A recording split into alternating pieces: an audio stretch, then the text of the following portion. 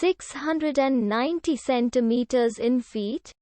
First of all, we need to know the value of 1 centimeter in feet.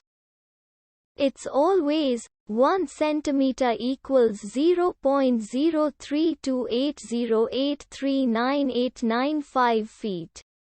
Now we have to multiply 0.03280839895 by 690.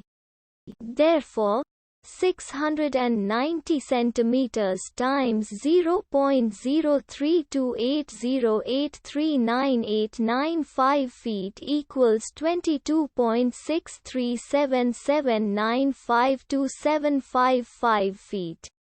So, in other words, 690 centimeters equals 22.6377952755 feet.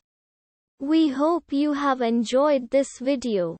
Please like and subscribe to our channel for more videos like this.